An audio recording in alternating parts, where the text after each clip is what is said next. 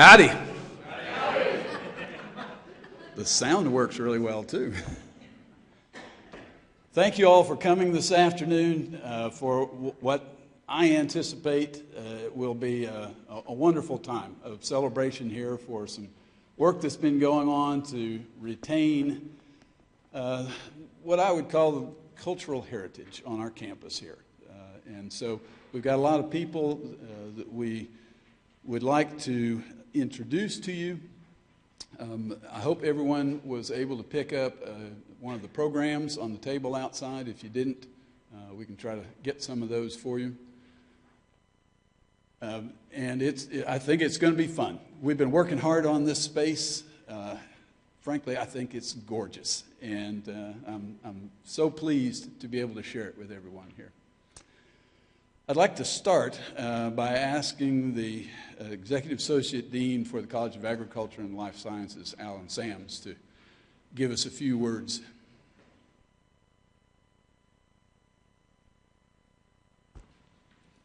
Thank you, Steve. It's my honor and privilege to be here today representing the College of Ag and Life Sciences and Texas A&M. Dr. Dugas regrets that he can't be here, but this nice, pretty Friday afternoons, there's a lot of things going on. He's chairing the search committee for the May School Dean search, and they have some activities going on that he has to be there. So I'm really pleased and honored to be able to be the one here representing the college.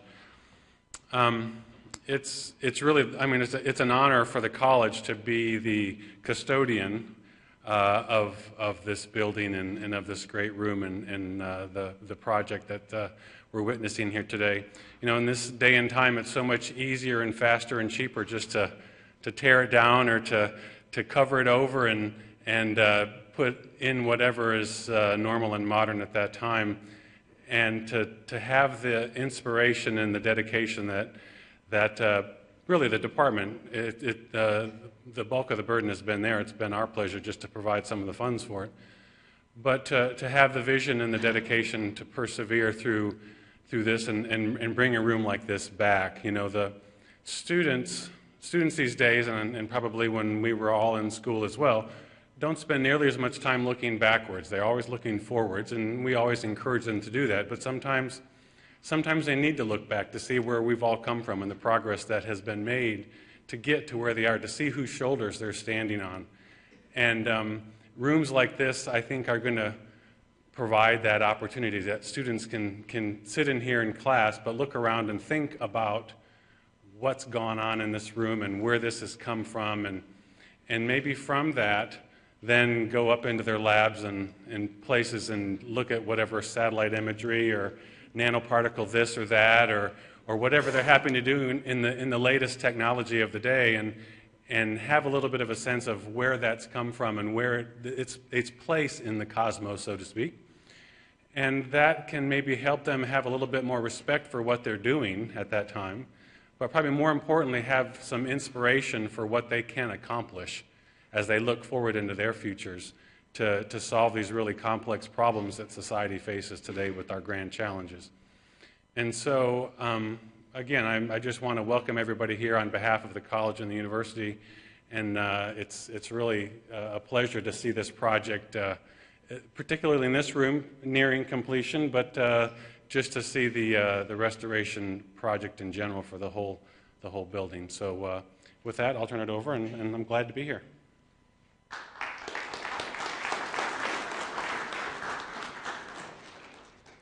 Thank you, Alan. While I was sitting here listening to Dr. Sams, I realized I got so excited I didn't introduce myself. My name's Steve Searcy.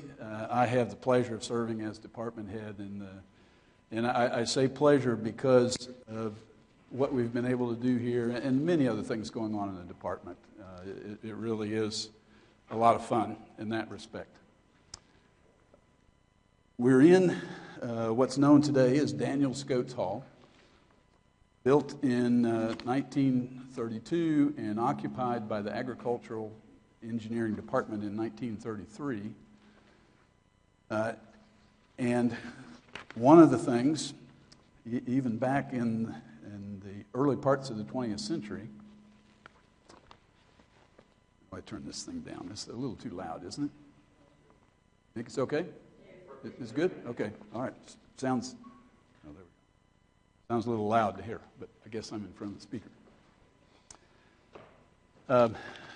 I have here a document that was published in the Agricultural Engineering magazine back in 1935. Even back in those days, marketing and communications was very important for the department. And one of the things that they were trumpeting was the new building that they enjoyed on the Texas A&M campus. And I have a few highlighted items that I would like to read off to you here, describing what this room was like when it was first constructed. The lecture room is the showplace of the building. There's a circular platform 16 feet in diameter at the center of the front of the room. This platform can be raised 5 feet by hydraulic power, and it can revolve. Spotlights are trained on this platform for use in night lectures. There's a silver screen on the rear door which can be used for showing movies. We still have a silver screen. The ceiling has been painted silver, blue, and green in a lovely design, and suspended in the center of it is a most unique chandelier. It is composed of a wagon wheel and decorated with harrow teeth, shovels, discs, trace chains, and the various parts of farm machinery. Each of these aspects of this room we'll be talking more about today. I want to just take you through a few images here, if I can get it working.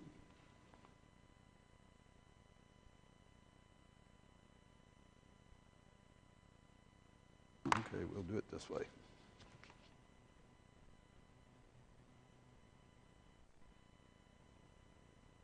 A lecture hall, of course, is used for holding classes and other kinds of events. Here's an example of the turntable here in use. This is Professor H.P. Smith demonstrating cotton harvesters. But students use this as well. Student activities.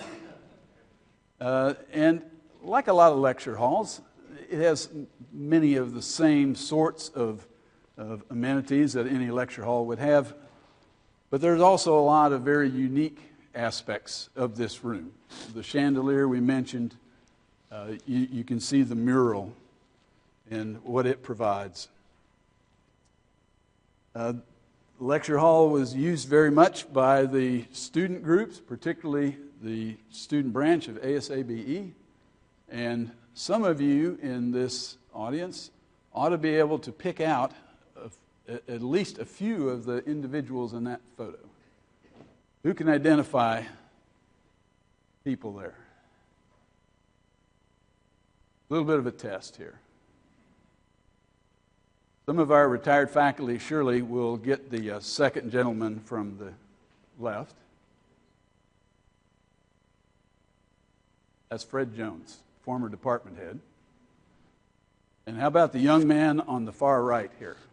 Who recognizes that person? Otto Kunze, one of our students and ultimately faculty member. Otto called and expressed his regret that he wasn't able to join us today.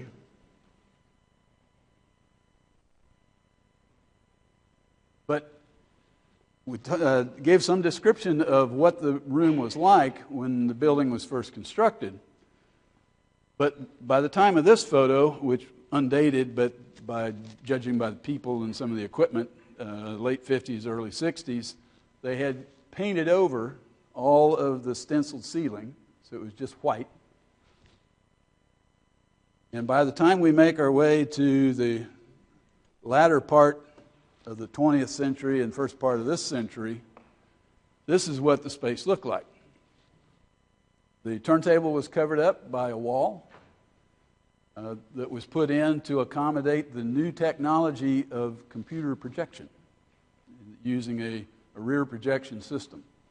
they put in a suspended ceiling that, if you'll notice, it half obscured the original mural. Most people, when they come in this room, they only see the color mural. That's the second mural placed in the room. The original mural from 1933 is that monochrome mural across the top. You can still see remaining the support angle there from the suspended ceiling. The decision to leave that was made by the preservationists, who said better to wait until you can really do it right before you take that down. So, how did we get to the point of trying to work on this restoration? The campus and the Council for Built Environment allocated some deferred maintenance money for a capital improvement project. We had a fair amount of planning for that, but it began in the summer of 2013. Quimby McCoy was selected as the architect for this project. And at this point, I'd like to recognize some of the folks with Quimby who worked so hard on the project. Nancy McCoy, who you'll hear more from a little later. Greg Johnston. Greg, where'd you go? Okay. Andrea Hamilton is not with us today, but worked on the project. Justin Kurtzinger. Oh, there you are. Vaughn Construction was the construction manager for this project. And not only the restoration project, but the rest of the capital improvement for this building, I have to give our great thanks and compliments to your efforts. Judd Bloom, Wayne Ibarra, Daniel Getz, and Todd Von Crochet. So, guys, let's see your hand there. There you go. Thank you for your efforts. I'll say they went above and beyond to help us out and to do the right things wherever we could in the project. And we need to recognize as well the facility planning and construction group. Russ Wallace, Don Montgomery, and Ashley Ordner. Are you guys here? I saw Ashley someplace. Where are you? Didn't I? Okay. And also, along with this, I want to give a big thanks to Ralph Davila. Ralph was very instrumental in helping us through the entire project.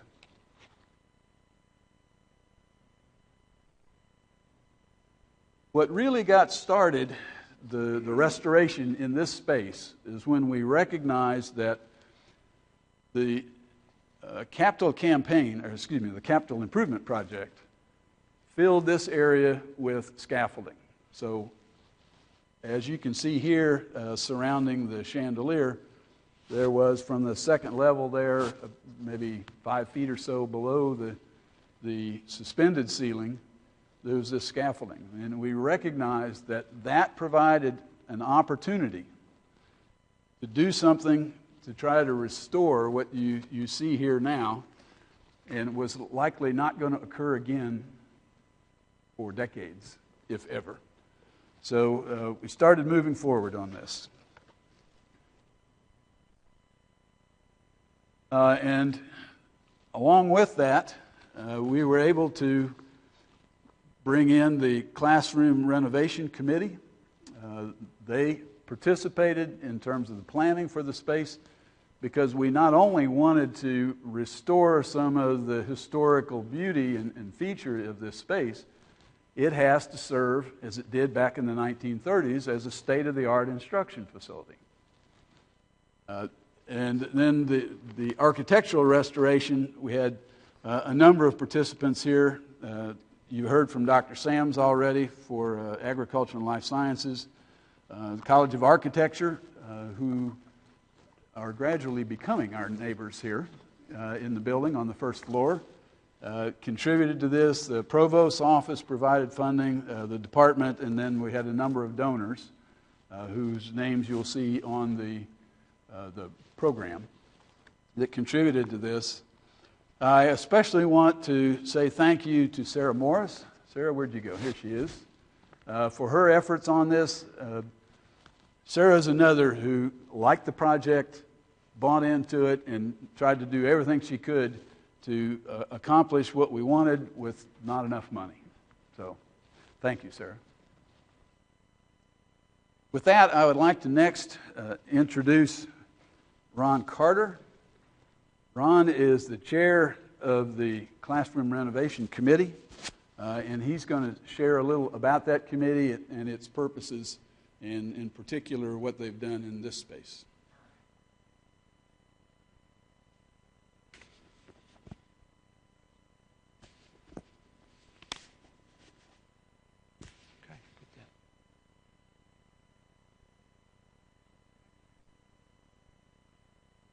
Thank you, Dr. Searcy. Howdy.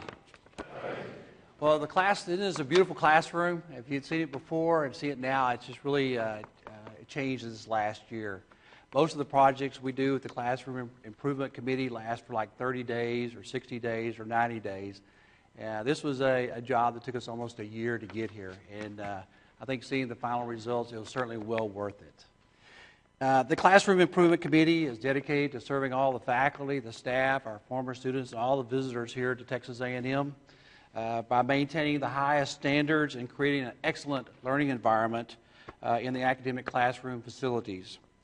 The improvement and maintenance of our classrooms will demonstrate to our campus the administration's commitment to the stewardship of our facilities. The Classroom Improvement Committee was created by the Council for Built Environment, a maintenance subcouncil, and charged with the task of examining and assessing the potential improvement opportunities for all the registered control classrooms here on the Texas A&M College Station campus. We have very limited funding. We always have limited funding, but we've been granted to do these things over the next 5 years. So currently here on the main campus, we have 176 general classrooms, and 41 of those have over 100 seats in it. So we have a lot to look at over the next couple of years. Over the next 5 years, the Classroom Improvement Committee will enhance the academic experience through improved acoustics, lighting, seating, visual, and technology advancement. By making these improvements in these selected classrooms a flexible learning environment suitable for a wide range of academic classes will be provided while preserving the heritage in the legacy classrooms like this one that we're in here today. There are only 3 legacy classrooms left. This one, Chemistry Room 100, and Animal Industries 215. All the others have gone and are been changed due to renovations. I want to thank all of the teams, and there were some magnificent teams out here and their personnel to make this project happen. Members of the Classroom Committee, they spent a lot of time in detail analyzing what we needed to do to come forward to help Dr. Searcy with getting this project going, especially Wayne Abera with Vaughn Construction, who I talked to off and on, make sure things was on schedule, because classes had to start on January the 21st or whatever. That was an important thing. We're still in here pushing the broom on the Sunday before. Peter Smith with FP&C, that group there that they're involved in the overall project, not only just this room, but the building itself, like Dr. Searcy said, integral role in making sure that this would take place. Nancy McCoy and her group researching all the data and researching the archives and getting this thing back to its original condition. Sarah Morris, one of my team members here, who did all the designing and coordinating and working with Nancy and coming back to the materials that we got here in this classroom today. Regina Greenwood and her team, Carlos is here today, who did all the optic studies and everything to get the state-of-the-art multimedia equipment in here for this room to move forward. And finally, as we always have to say, we have to thank all of our financial support from all the university offices on campus to get this project done. This was certainly a challenge for everyone to return this classroom to this original condition as close as possible. And I feel today that those giants in the past who were involved in building this complex, President Walton, Samuel Vosper, who was the architect at the time, and Daniels Scoates, who was the department head, that they're all looking down on us today, raising a glass, making a toast, saying, you guys, you did it the right way. So thank you very much.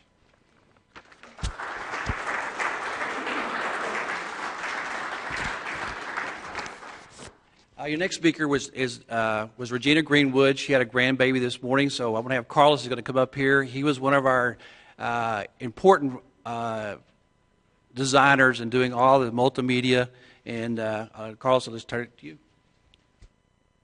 Thank you, Ron. As I said, Regina regrets not being here. She went to go help her daughter. She was having a new grandson. So I'll be explaining a little bit about IMS. IMS takes care of 155 classrooms for the registrar, anywhere from 20 to 300 plus seats. And we're in charge of providing technology in the classroom so people can go from teaching PowerPoint to showing videos. So when this room came up, we wanted to make sure we updated it because it had been on our list for probably about 3 years, and we're about running 3 years late on upgrading technology because there was talks of construction coming up, and the worst part is to invest in technology when you're going to have to take it down again. We'd like to thank our current director, Mr. Juan Garza. He's assistant vice president, our former director, Pete Marchbanks, who helped build us up to what we are, and Quimby McCoy for working with us, CIC committee, and Todd and Wayne from Vaughn Construction for giving us everything we needed towards the end of the project so we could install the AV. We decided to go with this design because there was some issues with the room that would affect the presentation technology. So we're almost limited on certain options of what we could do. So we ended up choosing, a short throw type of technology so that you could still do a presentation, but all the restoration could still be carried out. And I'm done.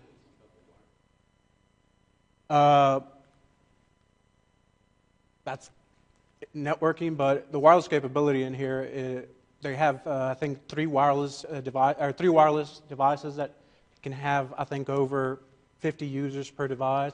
So all the students can come in here with their laptops and log in. And nowadays, the students have more than one device with them at all times. I think I've come in here at times and seen everybody has a laptop and a phone, and everything's joined to the wireless. So our CIS networking group does a very good job of providing enough bandwidth for students to be able to access presentations online. And with the invention of social media nowadays, they like to be communicating and listening to the professor at the same time. So.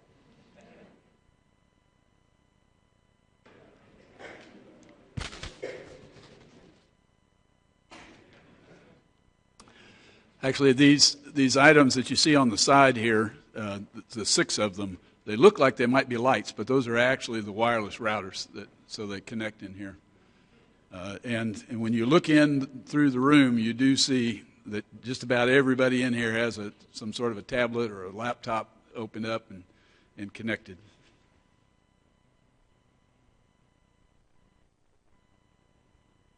The next thing I would like to do is to introduce to you a gentleman that I thoroughly enjoy visiting with. One of the things that I have enjoyed the most of working on this project was to meet Mr. Kurt Voss. I met him because as I looked through the old materials about the building, it describes a Theodore Voss as the metal artist who did the entryway to this building and did this chandelier. And since all the knowledge in the world is on the internet, I just did a quick Google on Theodore Voss, and what I come up with is Ted Voss Metals of San Antonio. Make a call to that firm, and Kurt answers the phone. So I start visiting with him. Actually had a chance when I was in San Antonio to stop by and visit, and he was kind enough to share with me some resources that their firm has. These are photos from the 1932 period. This is Kurt. And here he is sitting over here while that entryway is being fabricated. So I thought, and the gentleman has lots of very interesting stories. So I've invited him to come and participate in our celebration here today and to share a few remembrances of his time coming to campus with his father and delivering some of these goods to the buildings here. And they've provided goods for more than just Scoates Hall. So, Kurt, if you...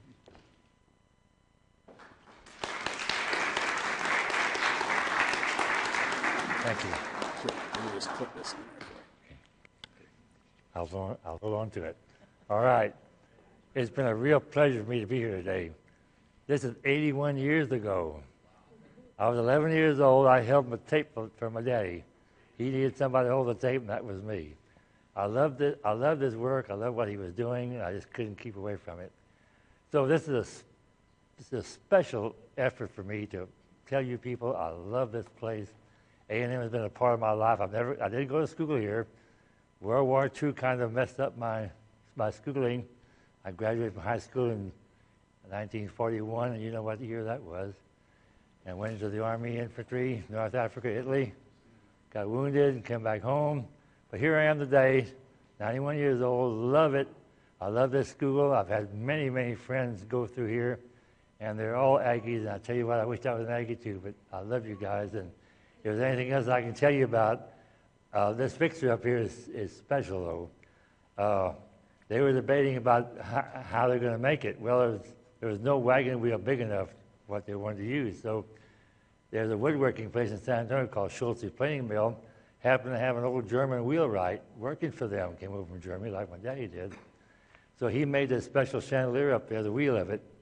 If you look at the rim, it's perfectly square, nice and smooth. A real wagon wheel would be all chewed up and dented and kind of crooked, but this is a brand new wagon wheel. And all the plow points, you know what they are. They're part of the planters, the little pointed things. They're part of the mowing machines. It's a very unique wagon wheel. They were thinking about putting single trees for the hangers, and they said, no, we'll just use the single tree clamps.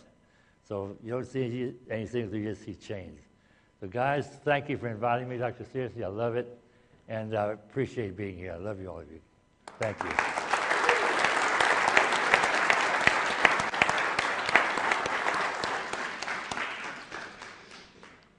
Kurt came up today with his wife Pauline and son Ted, and I have to say, as I'm interacted with them in a couple of visits that I had there, one of the things that I learned was that while Kurt went with his father Theodore to bring their products, their art, to this building and others on campus, Ted went with Kurt back in the 70s when they did a restoration in the MSC. And so the metal light fixtures that are in the flag room of the MSC were made by these gentlemen. And I've also met Ted's son, who unfortunately goes to Texas Tech, but we'll excuse that. And he was working in the shop there doing some metal work. And so this family business continues. So congratulations, and thank you for coming today.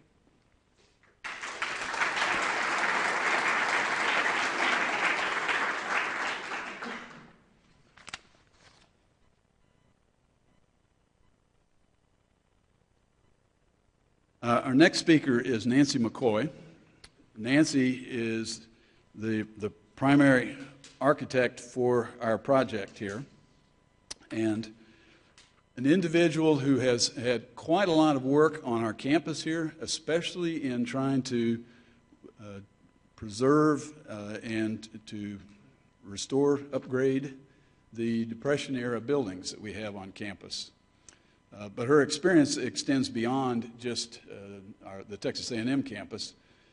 She did work on the Union Station project in Kansas City, the U.S. Customs House in New York City, and she has completed 35 separate projects at Fair Park in Dallas, another facility that's of the same vintage. Here on campus, she worked on the Military Walk, the YMCA building, and the Jack K. Williams project, as well as ours. She is an Aggie, has a bachelor's in environmental design in 81, and Master of Science in Historic Preservation, and a Master of Architecture from Columbia University. She's a fellow in the American Institute of Architects and the Association of Preservation Technology. And she was, in 2009, recognized as an outstanding alumni from the College of Architecture. With that, Nancy?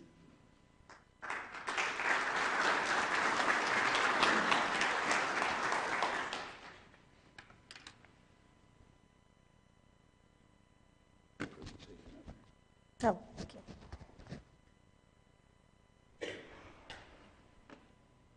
Well, I'm going to go ahead and start because I know that I have about twice as many images for you to look at as I have time, because that's what architects do. We just throw a lot of images on things.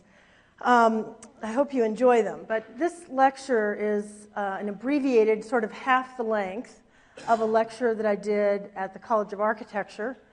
I think it was last May or so. And that lecture was part of a grant, a research grant that was received by the Center for Heritage Conservation, which is part of the College of Architecture.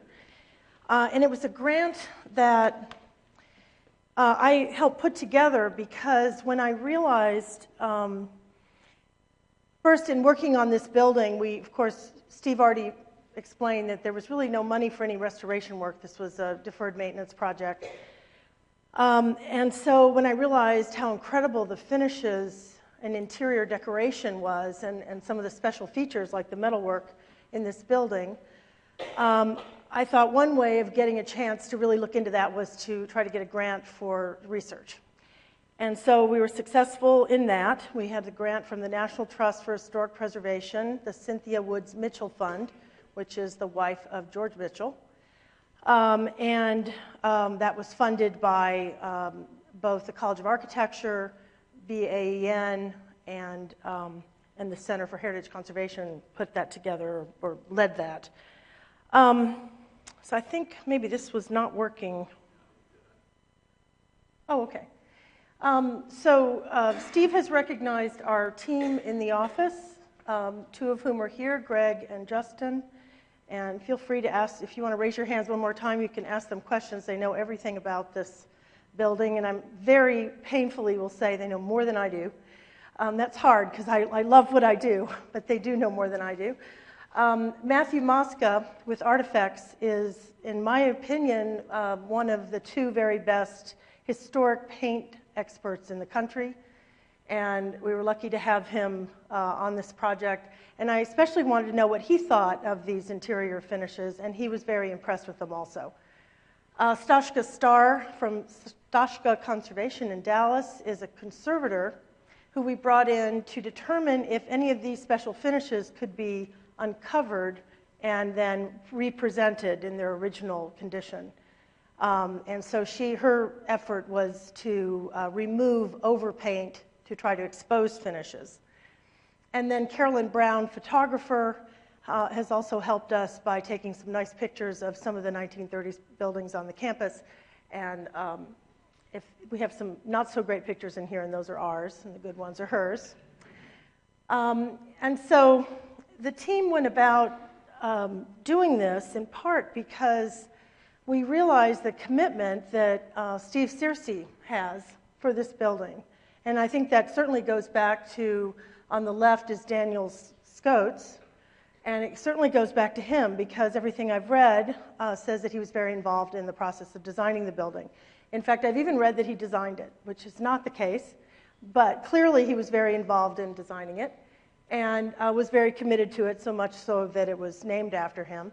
But Steve has been that person for this round, and he's been the person that has pulled together all the little pieces he possibly could, from a small donation here to larger ones, to support from his college, to the classroom funds, to the grant which he helped with, to everything he could possibly pull together to make this happen, because it was really not funded in the Capital Renewal Project.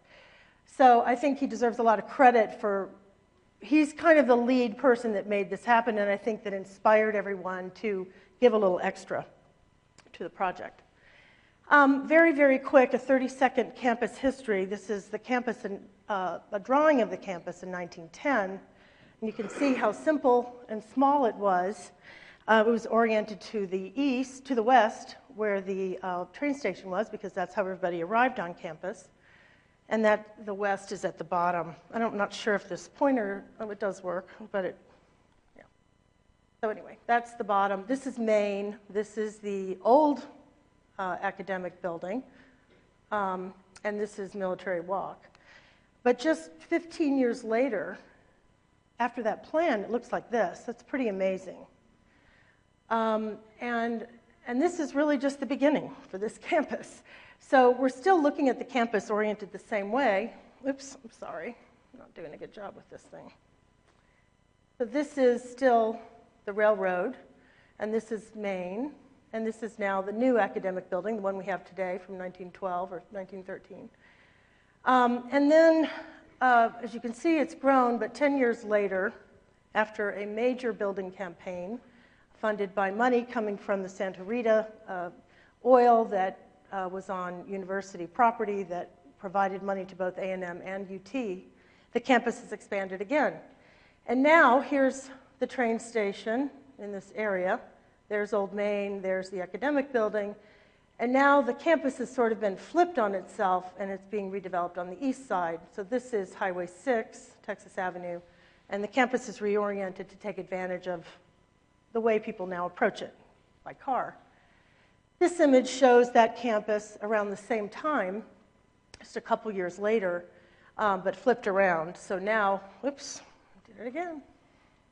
This is Highway 6, and this is now called New Main, and the other Main is Old Main. And this is the Jack K. Williams building, the administration building. And this is Scoates right there, and this is Animal Industries. And during this time period, with the money that was available, 10 buildings were constructed within a period of about 5 years. They were all designed by the architect, Vosper, who Steve mentioned, and under the direction of the campus architect, who was Frederick Giesecke. And they were designed to work around a quadrangle, which is in the center there, and it was called the agricultural quadrangle, so the idea was that these buildings around it would be related to agriculture, and that didn't quite pan out, but the space is there. This is Giesecke. He was the campus architect at the time, and he was an A&M graduate. He graduated first in his class, and I keep meaning to look up how many people were in that class, because that was kind of early. I think it was like 1886 or something. But he was a very, very accomplished engineer. Architecture, he also started the architecture program within the College of Engineering at A&M, and went on to do that as the second person in charge of the architecture program at UT. But he was accomplished primarily as an engineer. He's written many, many, many books, and you can still get them today, on mechanical drafting in particular, and heating and air conditioning, heating and ventilation. So he led the way, and he met, when he was in Austin, Vosper. And this is Vosper. It's the only picture I could find of Vosper. I don't know if he'd want this one out there, but it's the only one I could find. And he, from everything I've read about him, he was a very jolly fellow, and an unusual kind of a person. But this picture was taken when he was 55 years old, but years before that, he had met Giesecke at UT, and they worked together there. And when this building campaign started at Texas A&M, Giesecke came back to A&M to head it up. And he brought Vosper with him to do the design work, because Giesecke was more of a mechanical engineer than a design architect. He was an architect too, and so this is some of Vosper's work. And since learning about Vosper, he's not very well known because he always worked for somebody else.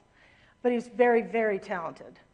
And I've taken several trips around the state to look at his work because it's very worthwhile, and I wanted to certainly inform myself of his body of work. This is the Central Christian Church in Austin, and you can already see some of the things that we see on the A&M campus in this building.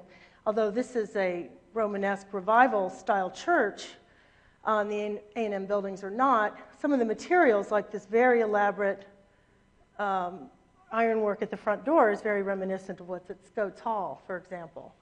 And other elements of the building are also similar, such as the wrought iron light fixtures, the little faces up at the pediment of the front of the building, the cast stone. And then his wit always comes through. There's not a building on this campus that Vosper didn't do something silly on, or witty on. And for this particular building, he's used as cresting. We call this cresting at the top of this entry element. Little pots with flowers in it, which is not normally architectural decoration. But that would be something Vosper would do.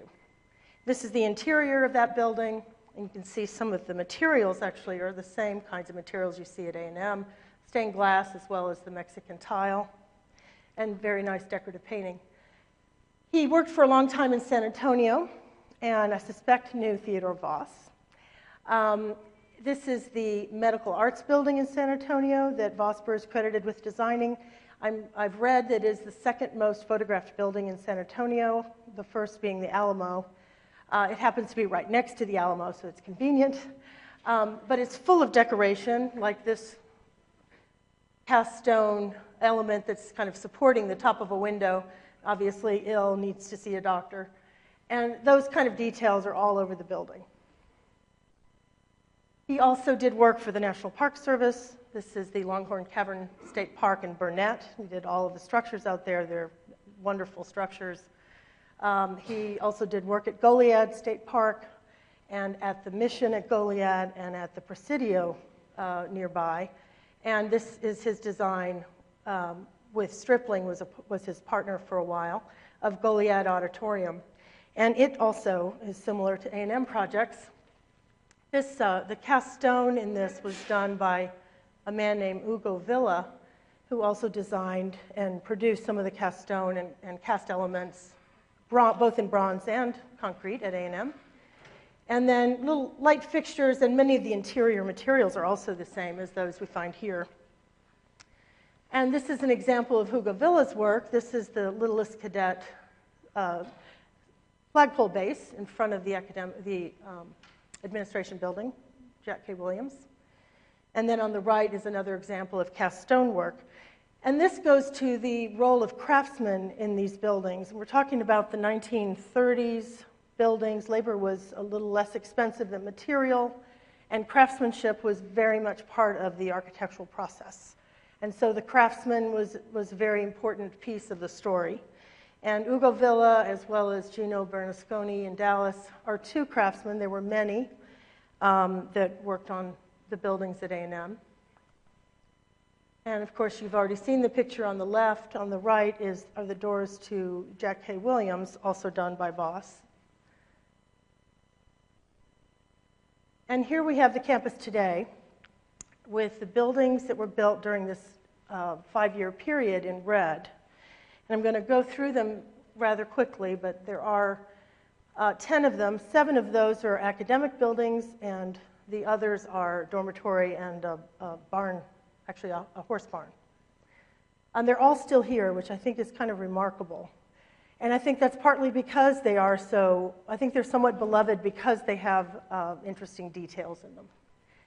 They all share the same palette of materials, the same design aesthetic, the same planning. They're very clearly all done by the same architect during a short period of time. So on the exterior, you see a colored tile very often, beautiful ironwork, little faces and other cast details, Mexican tile, beautiful light fixtures, symbols and words, stained glass. This is one example that's particularly elaborate on the Veterinary Hospital. And on the interior, it's just as great as the exterior. I think the campus is more aware of the exterior of these buildings, but actually the interiors were just as fantastic. And that's where our research grant came in. We were able to really study some of these things. All these buildings have formal lobbies and also large formal classrooms like this one.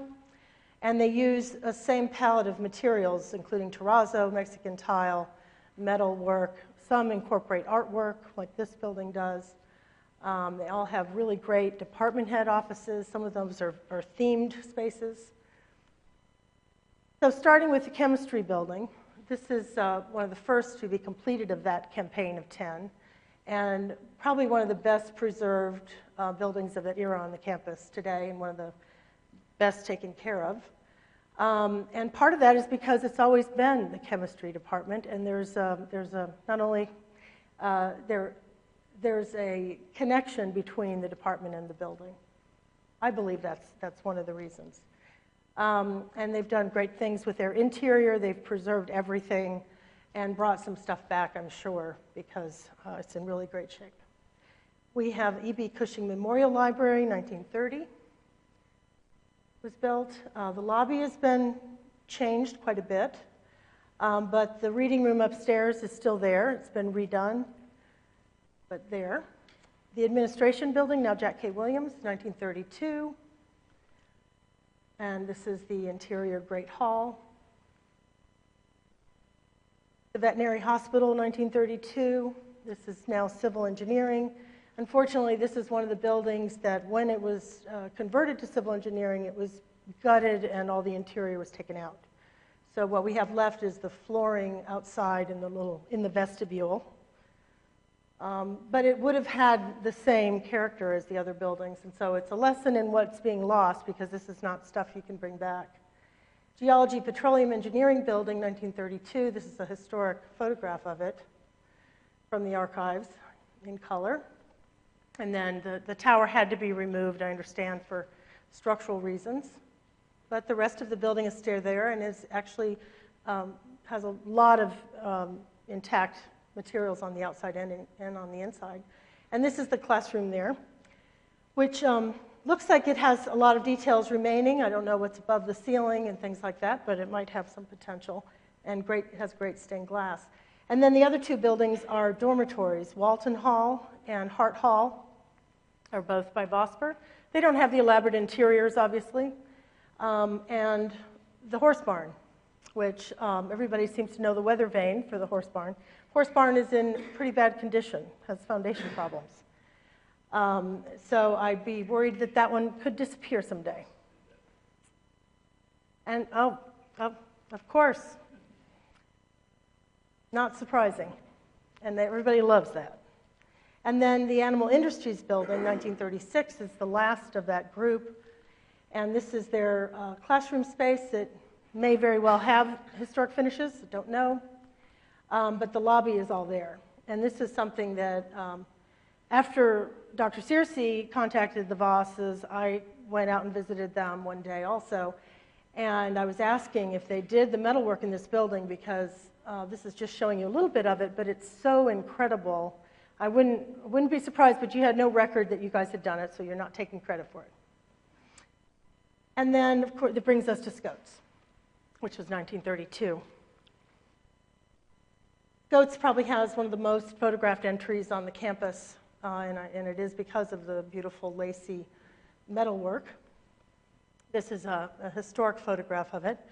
And I just found out yesterday, we'd been given the name of someone who has the front doors of the building by Dr. Searcy, and we've been trying to connect with that person in Hico, Texas, I think it is. He's got a ranch out there, and he's got these doors, the original doors, because they're no longer there. So these doors are on a ranch, and Andrea Hamilton looked at them yesterday. And what we wanted to know is, are the paint colors there? Because the rest of that ironwork has been sandblasted. There's no paint on it. We didn't know what color maybe it had been. And she found that the original paint is still on those doors. So if there's an ability to look into that, the evidence is there. And then this building is full of details like all the others. From the very, very intricate, it's hard to believe that this is actually metalwork. It's so intricate. The witticism of using agricultural pests in the cast stone, owls holding up the entablature of the building, and then Mexican tile. But the building, of course, was designed for another era. It was designed for the era when machinery was a state-of-the-art thing, and the plan reflects that. And all the buildings from this era have a similar organization. So on the right, you have the classrooms, not the classrooms, the offices where the faculty resides. And that might call the head house. That's the front, and it's a little more ornate. In the back, you have a large open space. It's very flexible, so you can have tractors and large equipment in it. And then in the middle, you bring the practicality of what you learn here together with all the brain power of the faculty, and together in the middle you get the classroom.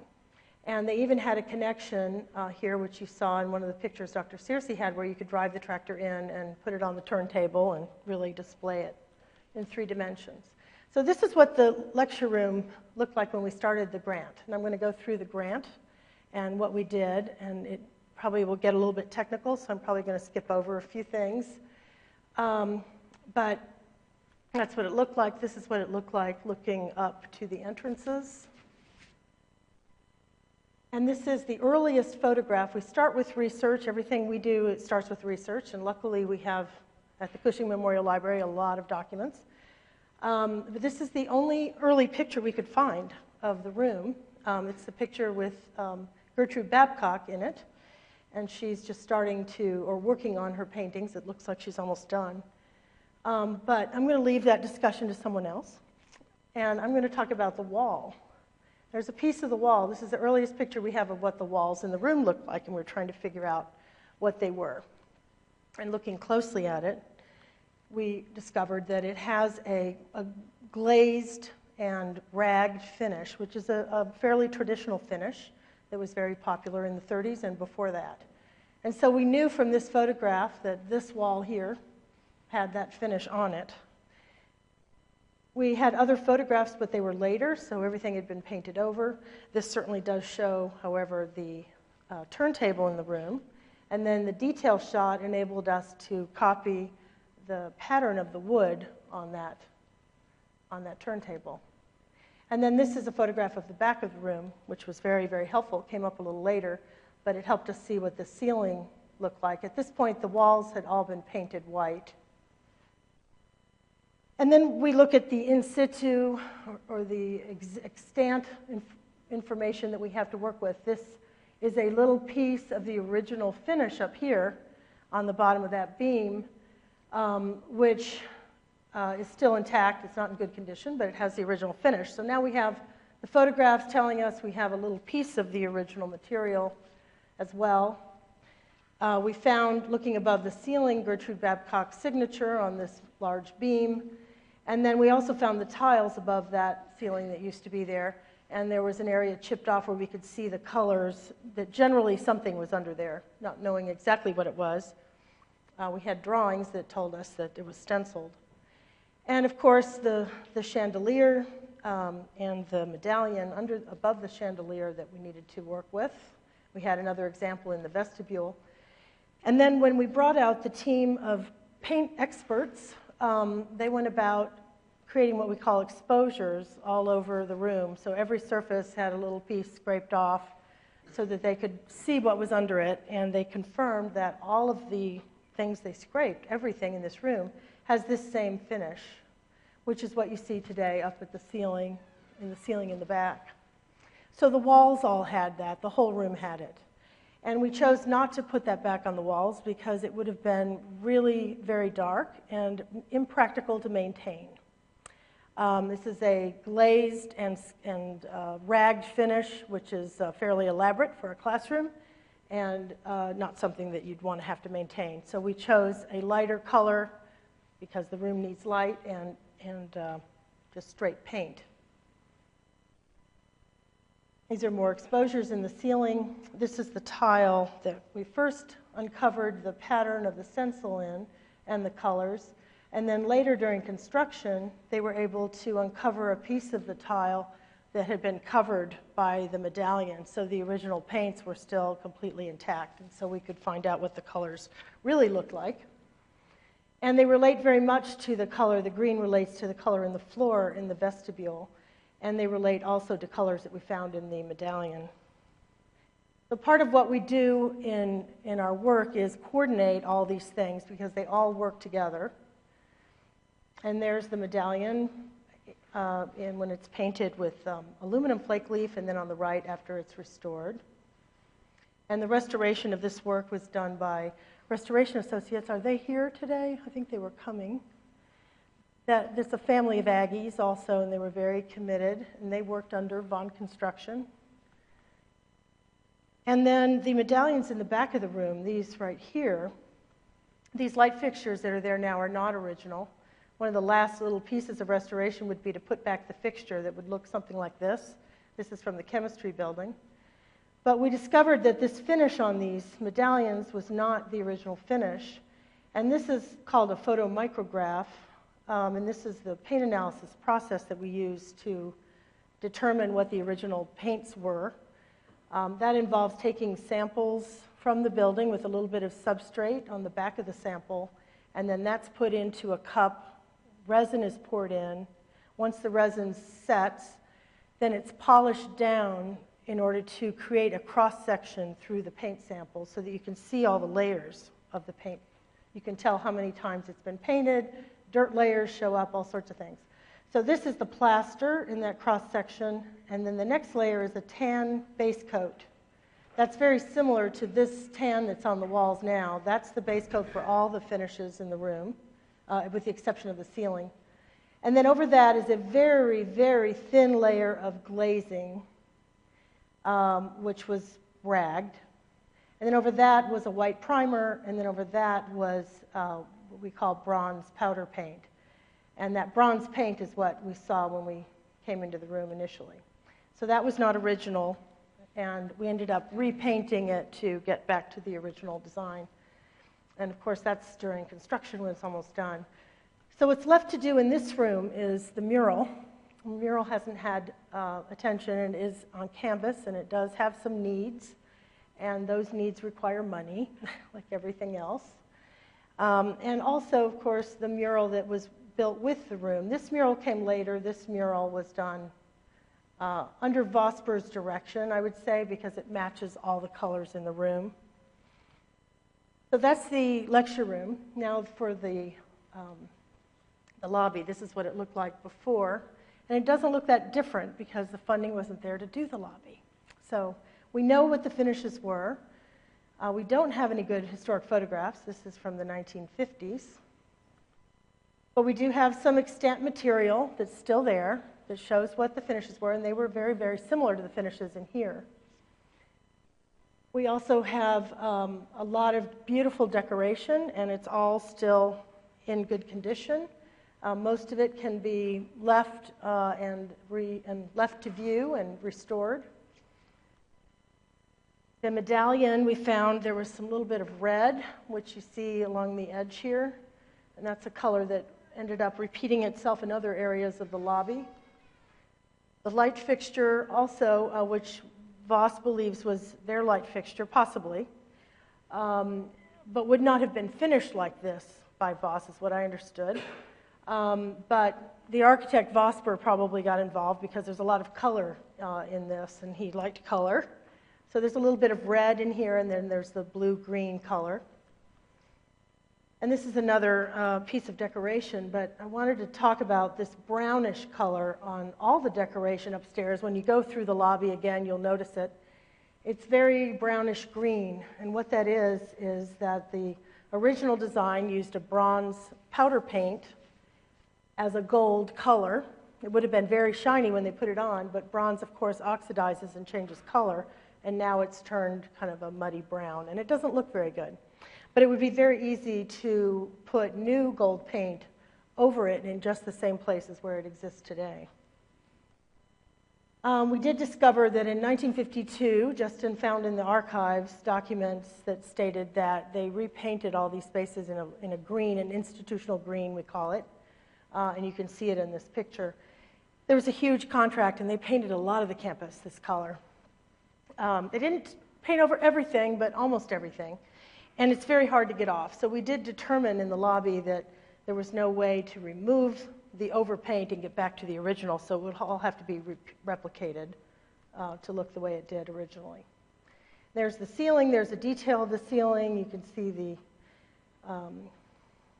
solar system is depicted, and to each side, right and left, is a depiction of clouds, very light, fluffy cloud. And looking closely at it, it looks like this. And the way this is made is that the entire ceiling was painted in aluminum flake paint, and then on top of that they put a glaze which was ragged on, so it would be irregularly applied, darker in some areas, lighter in other areas. And then they wiped the glaze off of the raised ornament to get the silver to pop through. And then they touched up certain areas, not too many, with gold, and that was the bronze powder paint. This ring around Saturn is one of those. And it's discolored now, but it would have been bright gold. We also discovered a blue trim piece in the corridor, and then, of course, we had to discover what these other colors were. This is a photo micrograph showing how the paint was built up. So this is plaster. This is the aluminum flake paint over the plaster. This is the glaze, and this is blown up enough that you can really see that it's thicker here and almost nothing there and thicker there, and it runs across. And then this is actually the green that was put on in '52, and then there's just one layer of white paint over that. Ceilings don't get painted that often, so they don't have the number of layers that a wall would. And this is that ceiling area. So this is the blue. That's Saturn. And then we also found a red molding that runs down the middle of the hallway, which is also should be dramatic. And the photo micrographs simply show that. This is without the red, and then they just added a layer of red to highlight certain moldings. And one of the most dramatic things we found was that these portals at the ends of the lobby upstairs, which are now black, there are niches. Originally they had busts in them. The bust of Daniels Scoates was in it. And this element above that, we discovered that they were all aluminum flake paint, so they're shiny, shiny silver, so it would have been very dramatic. And then there was also some touching up of the aluminum flake paint with some gold, which is this discolored material here. So at the end of these halls, you would see the silver portals, and behind that is a set of doors to the department head's office and to other offices. These are the original doors, but they had stained glass in them. And then we found that the color of all of that was a very big surprise. It was a teal color or blue color, the same color we found on the ceiling. And there's a sample of it, and there it is in the micrograph as well. So the wall, and this is, ooh, that's really dark, but the wall behind the silver was a blue. So it's very, very dramatic. And this is where we are. There's a lot of work to be done in the lobby, and hopefully someday, and I have a feeling with Dr. Searcy this will happen, it'll all come to be what he wants it to be. Thank you.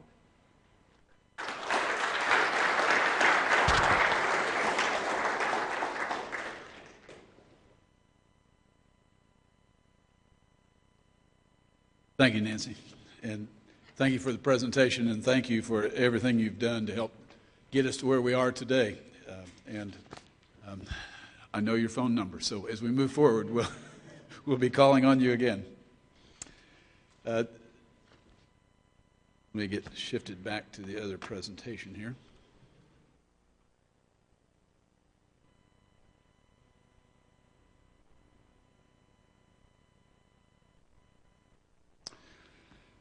Next speaker this afternoon is Amanda Cagle. Amanda is the collection manager for the University Art Galleries Department of the J. Wayne Stark Galleries. She's been working here at A&M for 6 years, previously served as a museum director in Lincoln County Historical Society in Oklahoma. Her education is in history and museum studies with an emphasis on art history. And I have to say, I got a surprise one day when she called me up and wanted to come over and talk, and I learned that we have a piece of the university's fine art collection. Turns out it's our mural. And I've asked her to come and talk about the mural and that collection. So, Amanda? Howdy. Well, I'm going to try and keep this pretty brief and not go off on an art history tangent. I make no promises. I wanted to talk a little bit about Gertrude Babcock, the artist of all 5 panels up here, including the 5 murals you see here, and the one up top. This is a frieze, because it's the long, narrow painting. It's not just a mural, it's considered a frieze. These are considered fine art objects, not architectural elements, so they get a slightly different classification. They would also require a slightly different form of conservation. just a little more in-depth than you might do with a traditional, let's say the wall sconce or something like that. You'd need a different kind of conservator to come in. But that's a whole different thing. I'm not going to get off on that tangent of the work that needs to be done, and I could point out all the little spots that need to be fixed, but I'm not going to do it.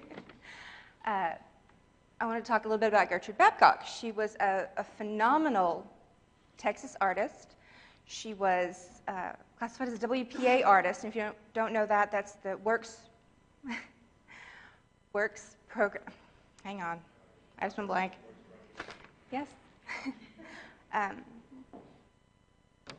The Federal Art Program, which was part of the WPA, she was part of that program along with other more notable artists of her genre, Thomas Hart Benton and Grant Wood, John Stewart Curry.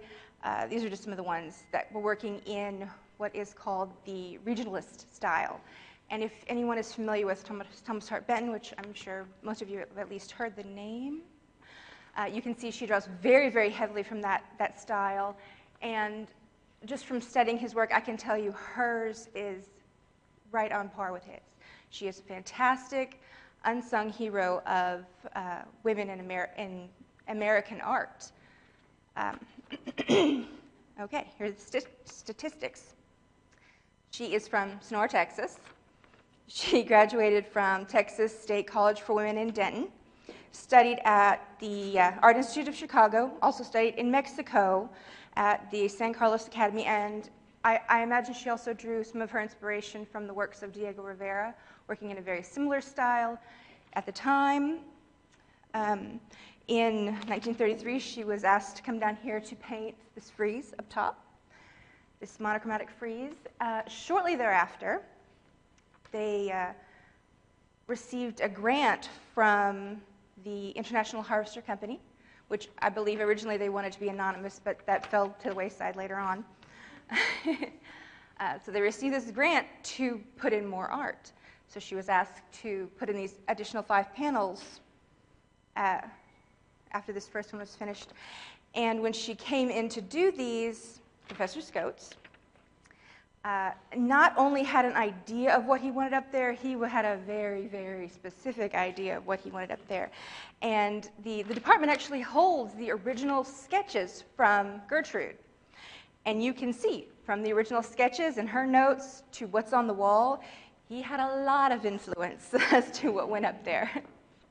But it all turned out beautifully, and her work is just phenomenal for that time period, for a Texas artist, for a female Texas artist from that period. She is absolutely incredible. This is a national treasure that most people don't, that most people aren't aware of because it's hidden away here on Texas A&M campus.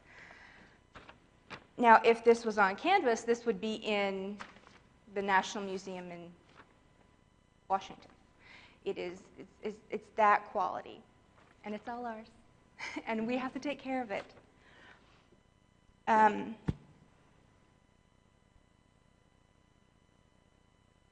Keep all that. One of the most important things for us, for the University Art Galleries department, with regards to this mural is our focus is on American art, on Texas art and artists specifically. And we even hold one of Benton's original works in our collection. He is a national treasure. And it's our responsibility as the art department, as the university, as Texans, as Americans, to take care of her. And hopefully to do a little better job of promoting her in the future. But that's the history. I'm much better at question and answer if anyone has a question.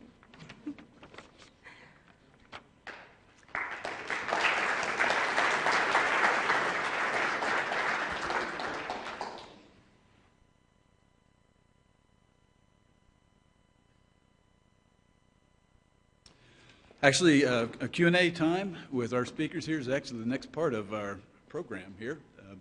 I anticipated that with the various things that have been presented, it might generate a number of questions. And so I've shared the program with everyone, and no one has specifically objected to answering questions. So I assume you will.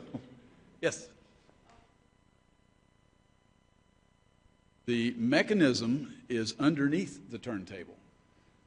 Today, we have no real reason to have it rotate or to elevate, and so we have not attempted to restore that. But the mechanism is still there.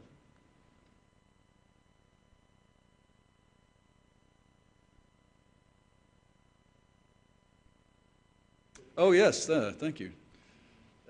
This is one of the original desks.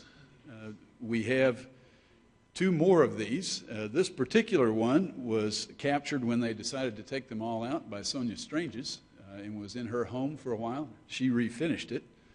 Ronnie Scala, one of our former students, where'd you go, Ronnie?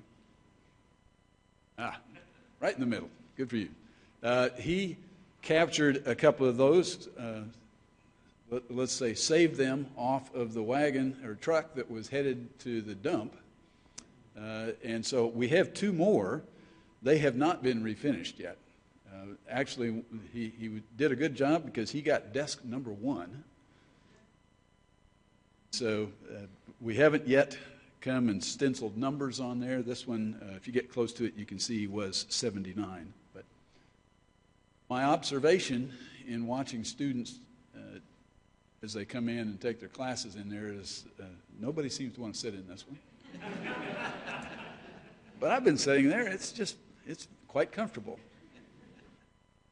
Any other questions? Yes, Charlie? Dad, about those desks, had quite a discussion about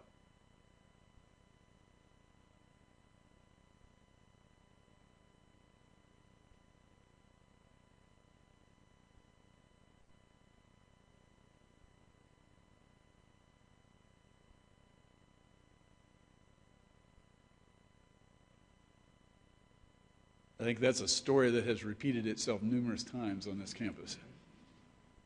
Yes. but I have noticed that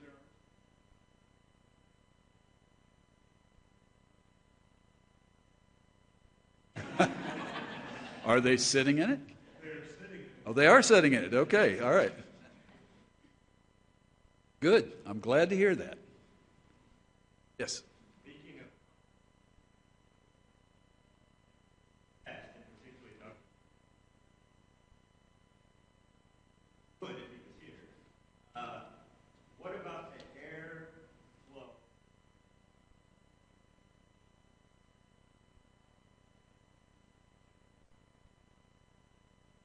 I think it was Dr. Parnell's fault. So ventilation and that type of restoration history.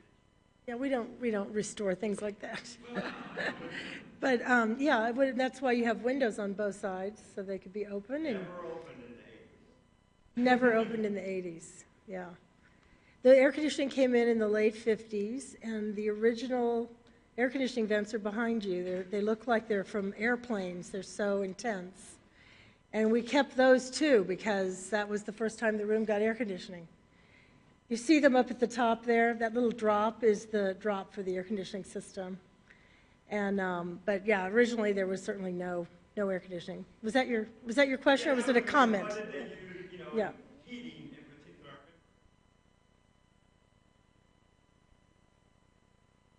They do have radiators.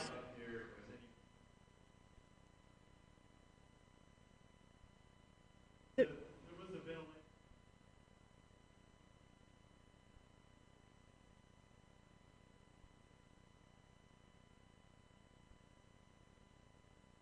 And-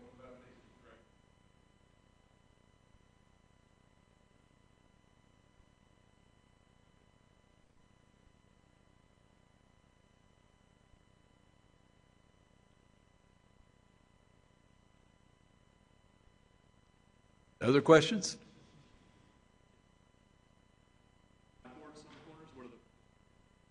They are functional blackboards. They are blackboards, probably not very functional because they're so small.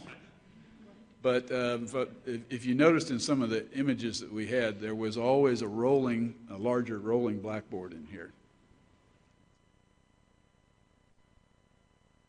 Other questions? Not seeing one. Oh, yeah, Dan?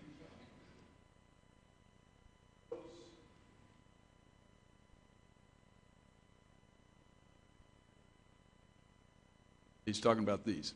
Yes.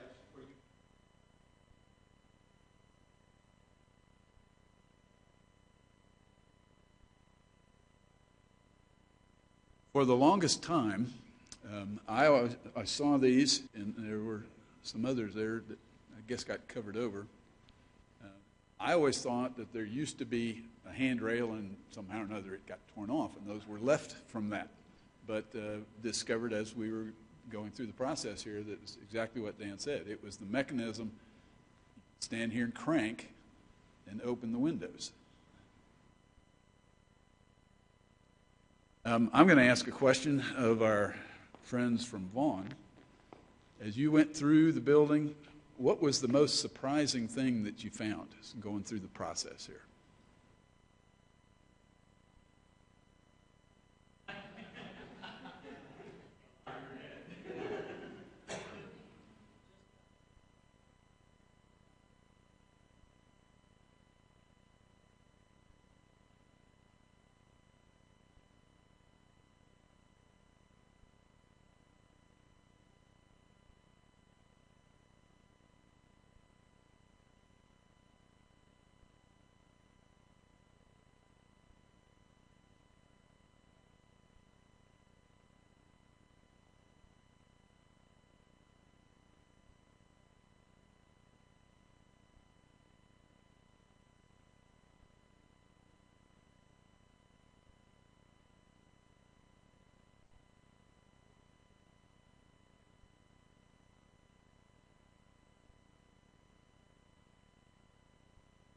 Was it hydraulic for the lift?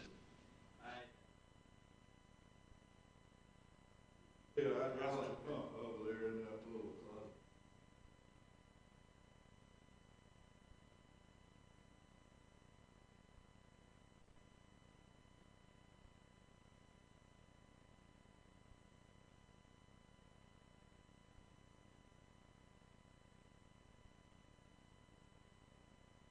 closet.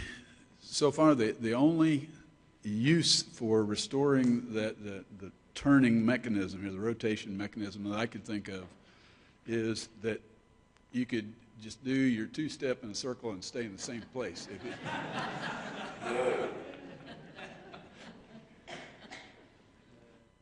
Anything else? Other questions? Yes.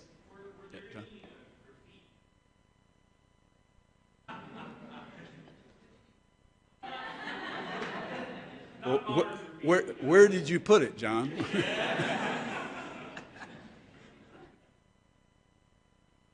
Can you guys answer that? Yes, there was.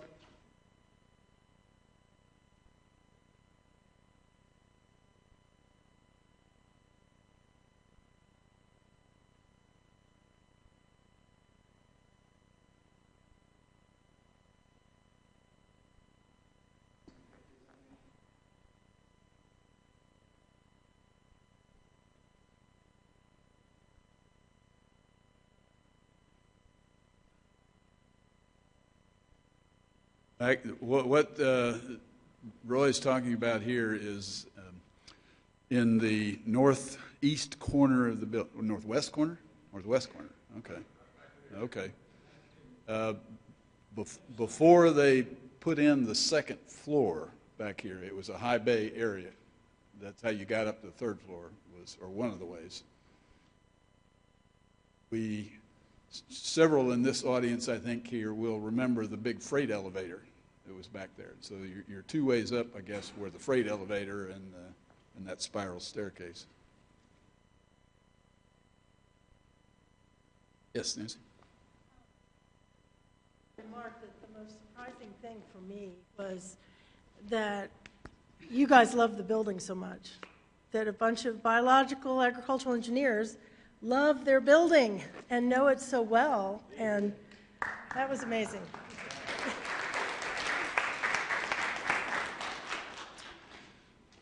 That's a good segue into the next part of the program. trying to conclude here. And that's what's next. What comes up next? Well, if you paid attention on my beginning slide, it said we are celebrating the partial restoration of the lecture hall here. And you've heard already some about the mural.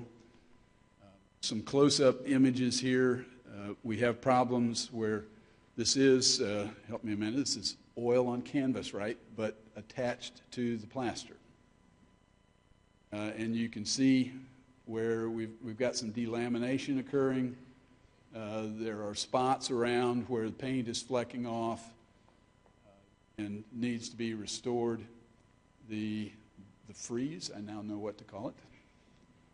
Monochrome frieze up here, where we still have the support angle there from the previous ceiling. We're waiting for the proper preservationists to come and take care of that, for removing that. And then you can see there was also, I guess, as they were putting it up, they needed some sight lines, so they used permanent marker to write on the thing. So quite a bit to be done with the mural. In this space, that's probably the biggest expense remaining, but we have several things we'd like to do. Nancy mentioned replacing the lights in the back with the original type of fixtures. We still have some more work to be done. We accomplished a lot with the finishes, but there's still some that we'd like to do. We'd like to remove the aluminum handrails. Now, that's not historic. It did not have handrails originally. But a wooden handrail, more appropriate with the turntable, would fit in here a lot more. And again, not historic, but something we see from using the space now that would be very helpful would be have some power shades where the instructors can kind of control the light level in here. The foyer is another area that we want to work on. This is an image showing how it was used. It's not just a foyer, but intended as an exhibit space. Referring back to this article that I read from before, the main exhibit foyer is on the second floor, black marble walls, terrazzo floors, fantastically decorated ceiling with special hand-wrought troughs for indirect lighting. Makes this an ideal place for the display of modern equipment. And it is a rare hour that does not find an inquiring student or an interested farmer inspecting the machinery that's shown. Now, we're not going to put farm tractors in that space, but we do, as we prepare for, actually in the midst of our centennial, one of the things we're doing is we're trying to talk about the accomplishments of the department, but also look to the second century for our department. And we still can use that space and its wonderful architectural features to highlight what is the technology moving forward that we need in the future. So there are several things we'd like to do there. Nancy highlighted a few of these already. There's a lot of cast plaster there. We need to work on the appropriate finishes for the entryway, medallion and chandelier. One of the things we've certainly recognized, and you may observe it in here now, these are gorgeous finishes, but they make the room a little bit darker. The light level expectations in the 1930s is different than what we have today.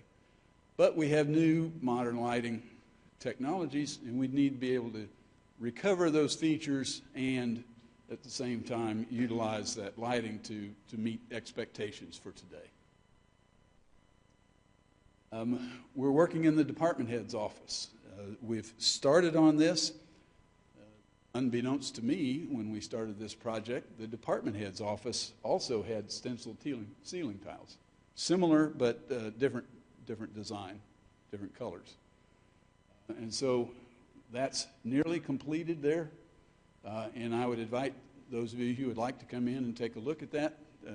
You're welcome to do so when we finish here. It's probably best known in the past, because that's what people would see, is for the paneling that's in that area. But the doors, something else I learned, Russelloid. Who knows what Russelloid is besides Nancy and maybe her colleagues? Am I correct in saying Russelloid is a imitation leather? Okay, sort of pre-naugahyde, I guess. And actually, if you want to look at it, right over here, this door, there's a little closet right over here, and this door has the same material on it. Yes?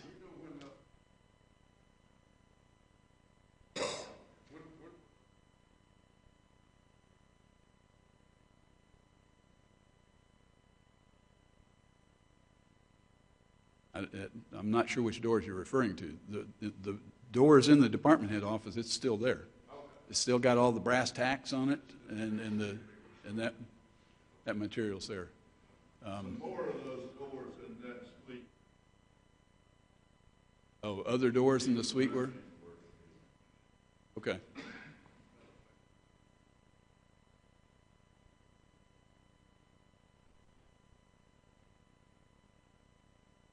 Okay. Well, those are not there anymore. Well, so there's a lot to be done. We're trying to continue, and that requires fundraising.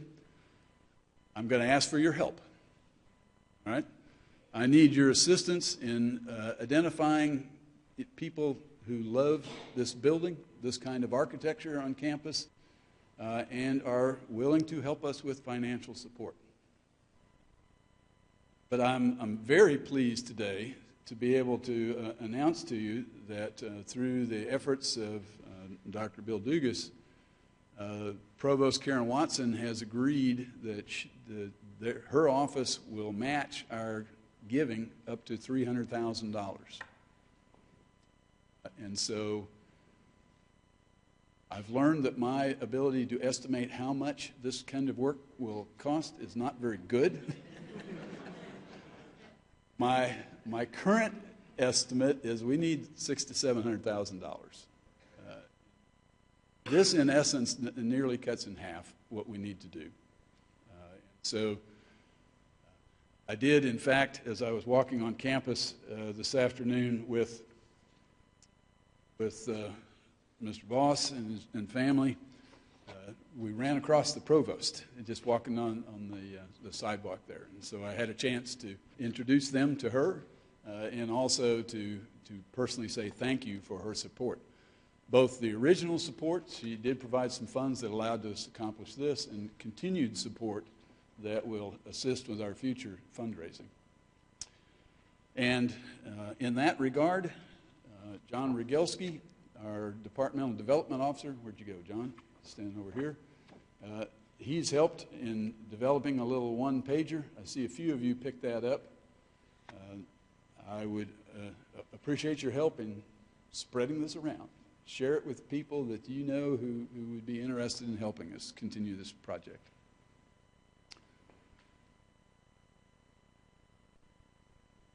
With that, thank you for your interest and your support.